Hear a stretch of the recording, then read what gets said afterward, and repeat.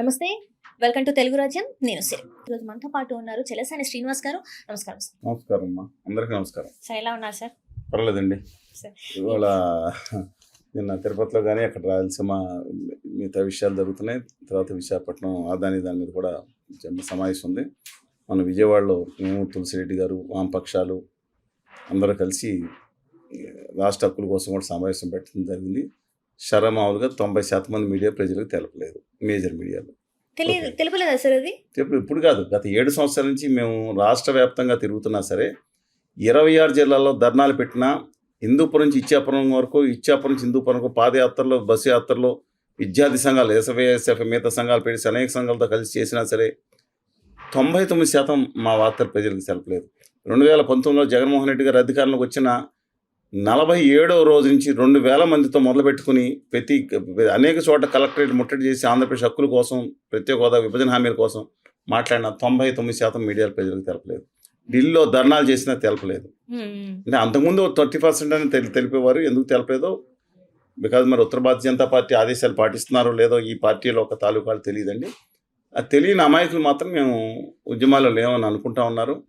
అంతేకాకుండా ఆంధ్రప్రదేశ్లో బస్సుల మీద, తెలంగాణ బస్సుల మీద మా కర్ణాటకలో దాడులు జరుగుతున్నప్పుడు కూడా వెళ్ళి గౌరవ ముఖ్యమంత్రిగా ఉన్న యడ్యూరప్ప గారిని కలిసి, నేను బొందురామస్వామి గారు అందరూ వెళ్ళి మా ఇంటలెక్చువల్ ఫోరం దగ్గర కలిసి తప్పని నేను చెప్పొచ్చాం, ఆప్ చేసాం.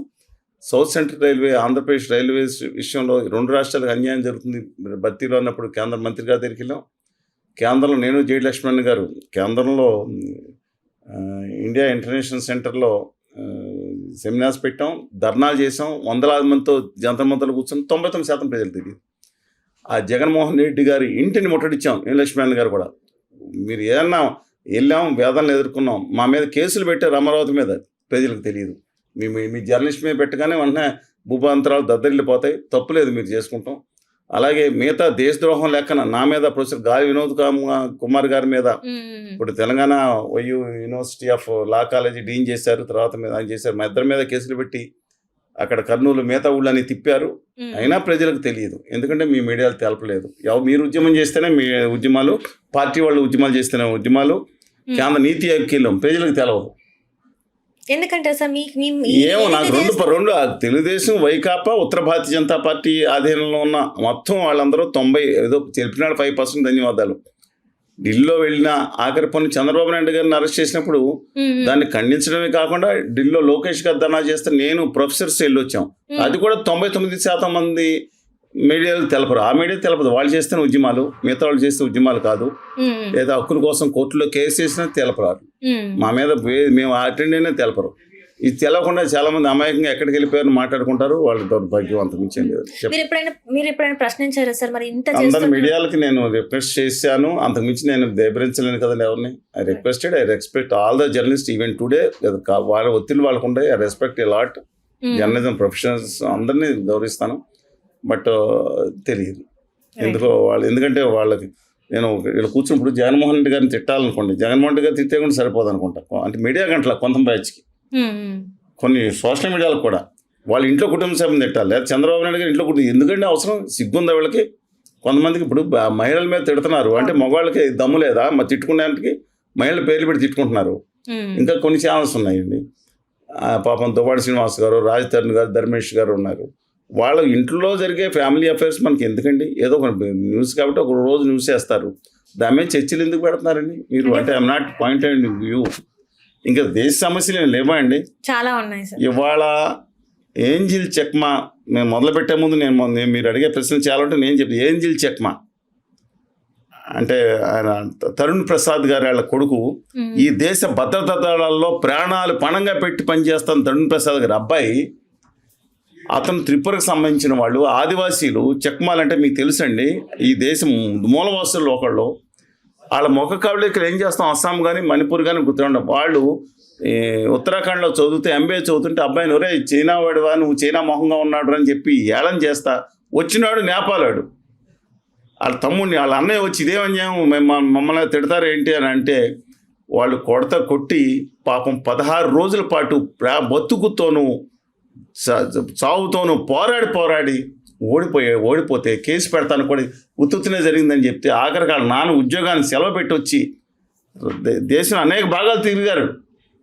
వాళ్ళు మొత్తుకుంటున్నాడు వాళ్ళ. నేను ఆఖరి కిరణ్ కొంతమంది అంటారు లేదు ఉత్తుత్తి అని దొంగ నాటకాలు ఆడటానికి ఉత్తర భారతీయ జనతా పార్టీ ప్రభుత్వం అక్కడ అధికారులు ప్రయత్నిస్తారన్న ఆరోపణ నేపథ్యంలో కేంద్ర మంత్రి గారు బీజేపీ సంబంధించిన కిరణ్ రిజిజు గారు ఇంత విషయం ఉండదు. ఎందుకంటే ఆయన ఫేస్ కూడా అలాగే ఉంటుంది కదా. అంటే ఈ ఆర్య ఉత్తర సనాతన మనువాద వాళ్ళు ఎవరున్నారో వాళ్ళ ఫేస్ మాత్రమే, వాళ్ళ ప్యాచ్ ఎక్కడ ఉంటారు అంటే అక్కడ. అలాగే అందరూ ఉండాలా. అలాగే ఒక ఉత్తర ఆర్య సనాతనవాద తరుణ్ గారు ఒక ఆయన, ఈయన ఉత్తర భారతీయ జనతా పార్టీ సిద్ధాంతకర్త అంట. ఈ సౌత్ ఇండియన్స్ ఉన్నారు కదా, ఆ నల్లాళ్ళతో జీవించట్లేదు ఆమె. మీ నెగ్రోలతో ఏమైందని అంటే నెగ్రోలతో తప్పు కాదు, కానీ ఈ నల్లాళ్ళతో దక్షిణాదిలో నల్లాళ్ళతో అంటే ఏదో వీళ్ళు మనతో కలిసి జీవిస్తున్నామంటే ఎంత బాధాకరంగా ఉందంటే. ఇంకోటి బయలుదేరాడు ఇతను కూడా ఉత్తర భారతీయ జనతా పార్టీ ఎన్డీఏ కూటమికి సంబంధించిన మంత్రి గారు మాట్లాడతా హిందీ రాని వాళ్ళు దేశం వదిలిపోవాలి, దేశద్రోహులు అన్నాడు. సిగ్గు లజ్జాలేని ఉందండి, వాళ్ళకుంటే ఉండదు. మన గవర్నీలు ప్రధానమంత్రిగా ఖండించారా? మిగతా వాళ్ళు గొట్టంలో లేదా మిగతా వాళ్ళు ఖండించడం కాదు. మన గౌరవ ప్రధానమంత్రి, మనందరికీ ప్రధానమంత్రి తప్పు నువ్వు అని చెప్పి అతనితో నేను క్షమాపణ చెప్తున్నాను ఈ దేశ మూలవాసులకు ఒక్కడికి చెప్పాడని కొన్ని అందరికీ ఎంత బాధాకరం ఉండేది. ఇవాళ అలాంటిది వాళ్ళ చిన్న పిల్లోడు వీడియో చూశాను, ఆ మణిపూర్ వాళ్ళకి సంబంధించిన. ఎందుకంటే ఉత్తరప్రదేశ్ కనౌజ్ నుంచి వలస వెళ్ళినాడు కుటుంబం. హేమంత బిశ్వ శర్మ గారు అస్సాం ముఖ్యమంత్రి అయినాడు. ఆయన ఒక ట్వీట్ పెడతాడు, సోదరు వాళ్ళు పుట్టిందే మిగతా ఉన్నత కులాలకు సేవ చేయాలన్నట్టు ఒక ట్వీట్ పెడితే, ఒక ముఖ్యమంత్రి పెడితే కడుపు రగులుకు పోదని దేశంలో తాడిత పీడిత వర్గాలకు మిగతా వాళ్ళు ఎందుకు పోనీ ఆ వర్గాలు ఎందుకు ఖండించలేదు? ఆ వర్గాల్లో పెద్దలు, పండితులు, ప్రవాచకులు నిద్రపోతా ఉన్నారా? ఖచ్చితంగా ఏ డ్రెస్సులు ఎవరు వేసుకోవాలో చెప్తా ఉన్నారా వాళ్ళు? అసలు వీళ్ళు శూద్రులు అనేబడే వాళ్ళు ఇంత ముద్రేసి దారుణంగా నీచంగా చిత్రీకరిస్తే వీళ్ళు వాళ్ళ కాళ్ళు కడుగుతా వాళ్ళ నెత్తి మీద జల్లుకుంటా తీర్థం సేవిస్తున్నారా అని ఎంత బాధగా ఉండి. అంటే అతను ఉత్తరప్రదేశ్కి వెళ్తాను, అస్సాంకి వెళ్ళి అస్సాంలోనంటే అతను లోకల్ అంట అండి. అస్సాంలో అనేక జాతులు ఉంటాయి, మంగోలైట్ ఉంటారు, మన వాళ్ళు ఆస్ట్రాయిడ్స్ ఇలా ఉంటారు. వాళ్ళు ఆ లోకల్ అయిపోతారా? ఈ దేశ పౌరుడిగా అతను నేను దేశ చిన్నపిల్లలు ఆమె ఇండియన్ స్కూల్లో అడుగుతాడు, నేను ఇండియన్ అన్న నా సర్టిఫికేట్ చచ్చిపోయే ముందు అతను నేను సర్టిఫికేట్ చూపించమంటారు, నేను ఇండియన్ అండి అని చెప్తే కొట్టి చంపేస్తే కేసు కూడా దొంగతనంగా మనువాద బ్యాచ్ తయారవుతుందంటే వాళ్ళు నేను అనడానికి ఒక వర్గాన్ని అంటలేదండి, మానవత్వం ఉన్న వాళ్ళ గురించి మాట్లాడుతున్నాను. ఈ దేశం మన అందరిది, ఈ దేశం గొప్పది, ఈ దేశ సంస్కృతి గొప్పది. ఇవాళ ఉత్తర మనువాద బ్యాచ్ కర్ణాటకలో కొన్ని సంవత్సరాల క్రితం మొదలుపెట్టి వాళ్ళ ఆరోపణలు కొట్టేస్తున్నారని వాళ్ళే ప్రయోగించారు. 30,000 మంది వెళ్ళిపోవాల్సి వచ్చింది కర్ణాటకలో. నా తెలుగు బిడ్డలు ఏ రోజున వీళ్ళ మనువాద సంస్కృతి, విద్వేషవాదం, మత విద్వేషం తెచ్చుకున్నాళ్ళు తప్ప నా తెలుగు బిడ్డలు ఎవరు అలా చేయరండి, గుండెలు పెట్టి చూసుకుంటారండి. ఏడు తీసేయండి చెప్పులు మోసే వాళ్ళని ఒక మనువాద బ్యాచ్కి తప్ప. అలాంటిది నా దేశం ఏం చేయాలి? ఆళ్ళలాగా ఉండాలా? నేను మీకు గల్లీలు ఇప్పుడు మా గోండ్లు ఉన్నారు, కోయలు ఉన్నారు, కొండదొరలు ఉన్నారు, చెంచులు ఉన్నారు. తెలంగాణ అనేక ప్రాంతాలు అన్ని వర్గాల కులాల్లో ఉండ కొంచెం రంగు తక్కువ ఉన్నా లేతే అంటే ఇళ్ళగా అలాగ చక్కటి రూపంలాగా వాళ్ళు బొమ్మలు వేసి పెడతారు. అలా ఉండాల్సిందేనా? అంటే అందంగా ఉంటేనే మనుషులు ఏంటండి నాకు అర్థం కదా. అంటే వాళ్ళ రూపంలో ఉండాలా? ఎన్నాళ్ళు ప్రూవ్ చేసుకోవాలి? ఈ దేశంలో మణిపూర్ వాస్తులు, నాగాలాండ్ వాళ్ళు, దక్షిణాది వాళ్ళు, ఆదివాసీలు, మిగతా తాడిపేద వర్గాలు లేదా మిగతా వాళ్ళు ఏ కులాన్ని బట్టి ఉండదు కదండి. కొంతమంది ఉండొచ్చు ఉత్తారి ఆరిసాడు ఆర్యులు అక్కడి నుంచి వచ్చినట్టు ఉండదు. వాళ్ళ గ్రంథాలు చెప్పిన వాళ్ళు దేవుడు నా వెంకటేశ్వర దేవుడు కాదా ఏంటంటే ఒక ఆయన అంటాడు పురాణాల్లో లేడండి. ఎవరికి కావాలండి? మా షిరిడి సాయిబాబా విగ్రహాలు బదులు కొట్టమన్నారు, మా సమ్మక్క సారక్క కాదని చెప్పి ఒక ఆయన మాట్లాడతాడు. మా పోచమ్మ, ఎల్లమ్మ, మైసమ్మ, మా ఊళ్ళమ్మ, దేశాల వీళ్ళందరికీ ఉత్తర ఇరాన్ నుంచి వచ్చిన పేర్లు ఉద్దేస్తున్నారు. గత తెలంగాణలోను, ముఖ్యంగా తెలంగాణలో మైసమ్మ టెంపుల్ పక్కన ఏం పెట్టారు చూడండి. మైసమ్మను పూజించుకున్నారు. ఆ దేవతకి భక్తుడికి మధ్యన అనుసంధానం మీడియేటర్ కూడా లేడండి. ఆ మీడియేటర్ ఉన్న తెలుగు భాషలోనే మాట్లాడేవాడు స్థానిక. ఇప్పుడు ఎక్కడి నుంచి వచ్చారు? మనకు అర్థం కాని భాషలో మాట్లాడుతున్నారు. ఇప్పుడు కూడా ఏం చేయాలి? నెమ్మదిగా విద్వేషం తెచ్చుకొడుతున్నారు. ఈ దేశం హిందూ మతం అండి. నాకు హిందూ మతం అనేది ఎంత గొప్పదంటే ఒక ఆధ్యాత్మిక భావంతో కూడి మూఢనమ్మకాలు విసర్జించుకుంటూ అభ్యుదయ భావాలు పుణిపుచ్చుకుంటూ గొప్ప అనంత గోదావరి గంగా ప్రవాహాల జీవన విధానం నా హిందూ మతం. దీంట్లో హిందూ మతంలో విద్వేషానికి చోట్లేదు. కానీ ఇప్పుడు తీస్తున్నారు కదా సార్, ఇప్పుడు బుద్ధుడిని కూడా దుర్మార్గం చేసి పెట్టారు, బుద్ధుడిని కూడా విద్వేషిస్తారు. కొన్ని రోజుల నుంచి చూసుకున్నట్టయితే సాయిబాబా దేవుడు కాదు, విగ్రహాలు బద్దలు కొట్టమన్నారండి. వద్దులేండి ఆ సినిమా, వాళ్ళ గురించి నేను మాట్లాడతాం బాగుండదు. అంటే కేసులు కూడా అయ్యాయి కదా సార్. ఇప్పుడు కేసులు పెట్టినంత మాత్రం గొప్ప కాదు, మేము బాగా ఫేమస్ అయిపోతున్నాం అనుకుంటున్నారు. సినిమా వాళ్ళకి కావాల్సింది ఏంటంటే ఎంత ఫేమస్ అయితే అంత సినిమాలు వస్తాయి. సినిమా వాళ్ళే కాకుండా బయట వాళ్ళు కూడా మాట్లాడుతున్నారు. ఏమన్నా బాధాకరం అండి. వీళ్ళకి వాళ్ళు ఏదో రాసుకొచ్చారంటే ఇరాన్ నుంచి, పురాణాల్లోను గ్రంథాల్లోను ఆరిదేవుళ్ళు అంట. అప్పుడు మన చేతిని కూడా మార్చేసి ఇది కాదంట వీళ్ళకి ఏదో చెప్తా ఉంటారు. ఇవాళ మన వేలితో మన కళ్ళు పొడుస్తున్నారండి వీళ్ళు. ఎందుకంటే నేను ఊళ్ళో చూపిస్తాను మీకు, వరంగల్కి వెళ్ళండి లేదా అనకాపల్లికి వెళ్ళండి, ఈ సామాన్యుల పిల్లలు మాత్రం ఇక్కడ చదువుకోవాలా. ఇప్పుడు ఇవాళ చెప్పే ఈ పెద్ద సినిమా నటులు ఉత్తర ఆర్య సనాతనవాదులు, వీళ్ళ నాయకులు, వీళ్ళ పిల్లలు మాత్రం అమెరికాలో స్థిరపడాలా, సింగపూర్లో చదువుకోవాలా, లేదా 15 లక్షల స్కూల్లో చదువుకోవాలా. కింద వాళ్ళు మాత్రం ఉద్యమాలు చేసి కొట్టు చచ్చిపోవాలా. అయినా ఇంకా రెచ్చగొడతా ఉన్నారు. కుల పిచ్చితో, మత పిచ్చితో, సినిమా పిచ్చితో, విద్వేషంతో, ఉప ప్రాంతీయ విద్వేషంతో, ఒకే భాష మాట్లాడే దాంట్లో కూడా రెచ్చగొడదు. ఏంటంటే వాళ్ళు రెచ్చగొడుతుంది పచ్చి రాజకీయ స్వార్థం కోసం. ఇవాళ నా దేశవాసులు వాళ్ళ బంగ్లాదేశ్ నుంచి వచ్చిన వాళ్ళని పంపించేయండి. నేను డిమాండ్ చేస్తున్నాం, మీరు బోర్డర్ సెక్యూరిటీ ఫోర్స్ మీ చేతిలో ఉంది, ఆర్మీ మీ చేతిలో ఉంది, ఉత్తర భారతీయ జనతా పార్టీ ఎవరండి హూ ఈజ్ హెడ్ ఆఫ్ ఇవాళ పొలిటికల్ కమాండర్ ఇన్ చీఫ్ ఎవరు ఇండియాలో? అదానీ గారు శిష్యులు పాలిస్తున్నారు. వాళ్ళు ఆపేది ఉంటే అక్కడికి వచ్చి రేవంత్ రెడ్డి గవర్నమెంట్ మీద, అక్కడికి వచ్చి కేటీఆర్ గారి మీద, అక్కడికి వచ్చి ఇంకో మొన్నటి వరకు ఉన్న వాళ్ళ మీద, లేదా మన ఏళ్ళ మీద పడేస్తారండి. ఎక్కడుంది? తమిళనాడు ఎక్కడుంది? కేరళ కర్ణాటక ఎక్కడుంది? కర్ణాటకలోకి జంప్ చేసుకుని హెలికాప్టర్లు దిగిపోతారా వేసుకుని పారాచూట్ వేయించి? ఏందండి ఇది? నాకు అర్థం కాదు. అందువల్ల సారీ టు సే అండి, ఈ దేశం మనందరిదే. ఈ దేశంలో ఒకే భాష ఉండాలా, లేకపోతే ఒకే మతం ఉండాలా, ఒకే తిండి తినాలా, ఒకే బట్టలు వేసుకోవాలా? వీళ్ళు అయ్యా జాగిరి వీళ్ళు మన మీద రుద్దటానికి వీళ్ళు కానీ బలవంతంగా రుద్దే ప్రయత్నం అయితే చేస్తున్నారు. భయంకరంగా నా భాషను చంపేస్తున్నారు. ఒక జాతి అస్తిత్వం చచ్చిపోతుంది. తెలుగు భాషను చంపేయడానికి చూస్తున్నారు, నా మాతృభాషను చంపేయడానికి చూస్తున్నారు. ఇవాళ ఎంత బాధాకరం అంటే, మీరు నిజామాబాద్కి వెళ్ళి ట్రైన్ ఎక్కండి, హైదరాబాద్ రండి, హైదరాబాద్ నుంచి ట్రైన్ ఎక్కి తిరుపతి పోండి.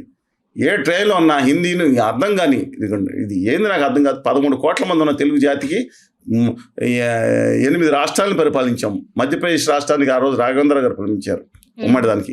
మహారాష్ట్రకి మారుతీరావు గారు, నిజామాబాద్ నుంచి వెళ్ళిన వారసులు మారుతీరావు గారు మహారాష్ట్ర ఉమ్మడి రాష్ట్రం మధ్య. చాలామంది తెలియదు ఇది. తెలంగాణకు ఆంధ్రప్రదేశ్లో కూడా తెలియదు. పర్లాకమంటి రాజు గారు ఒడిశాకి మొదటి ముఖ్యమంత్రిగా చేశారు. చెంగళరెడ్డి గారు కర్ణాటక ముఖ్యమంత్రి చేశారు. తమిళనాడుకి దక్షిణామూర్తి గారు వాళ్ళ అబ్బాయి, అంటే కరుణానిధి గారు వాళ్ళ అబ్బాయి స్టాలిన్ గారు ముఖ్యమంత్రిగా ఉన్నారు.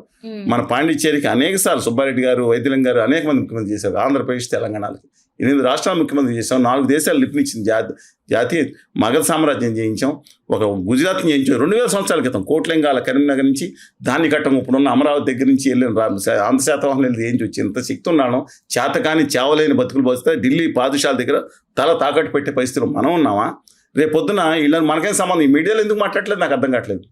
మాట్లాడిన థ్యాంక్స్ అండి.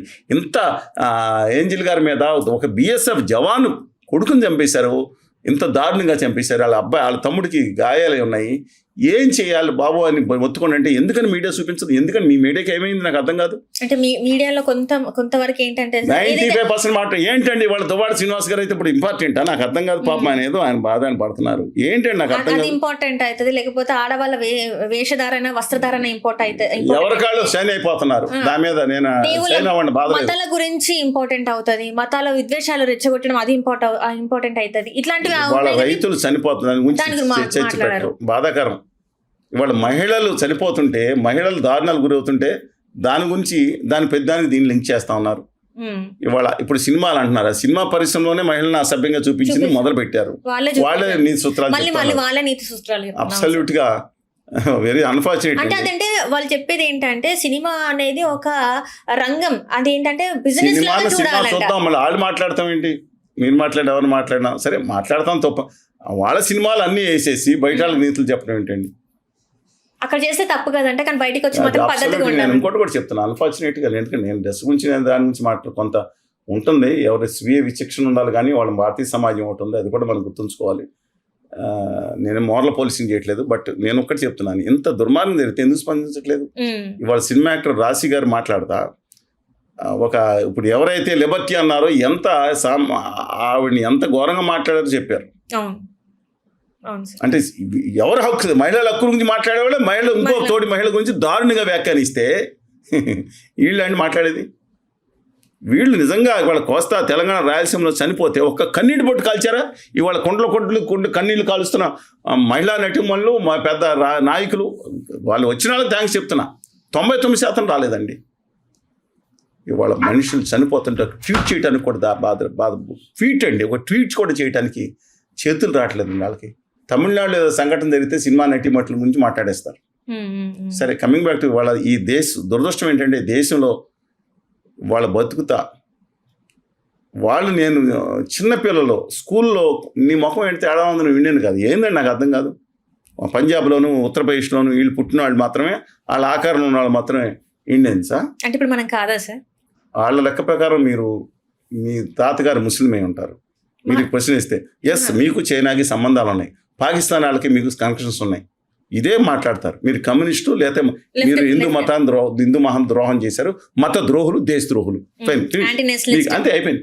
డైరెక్ట్ ప్రమోషన్ మీకు. ఇంక మీ ఇంట్లో మీ డైరెక్ట్ ప్రమోషన్. మా తాతలు ముస్లింలు, అందుకే అలా వచ్చుంటారు. అంతే ఈ లెక్కన. లేదా ఇప్పుడు ముస్లిమ్స్ మీద పడ్డారు, క్రిస్టియన్స్ మీద పడ్డారు, ఇప్పుడు బౌద్ధుల మీద పడుతున్నారు. వీళ్ళు ఎవరు డిసైడ్ ఏం తినాలో, ఏం బట్టలు కట్టుకోవాలో ఏంటండి వీళ్ళు డిసైడ్ చేసేది? ఏ భాష మాట్లాడు వీళ్ళు ఎవరండి? వాళ్ళు కూర్చుని, సరే అన్ఫార్చునేట్ మా దేవుళ్ళు ఎవరో ఒకళ్ళు ఆడెవరు డిసైడ్ చేయడానికి. మా మైసమ్మను పూజించుకుంటే మైసమ్మకు కూడా ఏదో పేరు తీసుకొచ్చి పెట్టేస్తున్నారు, పెయింట్లు వేసారు, రూపాయలు మార్చేశారు. బొడ్రాయిని గౌరవించుకుంటారు ఊళ్ళల్లో. ఊళ్ళోకి వెళ్ళండి మీరు, తాండూరుకి పోండి, లేకపోతే మన ఇక్కడికి వెళ్ళండి, చిత్తూరుకి వెళ్ళండి, అక్కడ స్థానిక దేవతలను గౌరవించుకుంటాం. ఏం దేవత? ఏదో దేవత అంటాడు. కులాలు ఉండాలంటాడు ఒక ఆయన. ఎందుకంటే ఏ కులం పని చేసి ఆ కులం పని చేయాలా? మీరు పల్లకిల్లో ఊరేగేలా? ఏ కులం పని చేసి ఆ కులం జీవితాంతం చేయాలా? అంటే రెల్లి వర్గం వాళ్ళు చేసే పని జీవితాంతం వాళ్ళు చేయాలా? మీరు అనుభవించాలా? సిగ్గు ఉందండి. ఇంకొక ఆయనే మాట్లాడతారు, ఉత్తరాది సనాతనవాదులు, దాని గురించి మాట్లాడరు ఎవరు.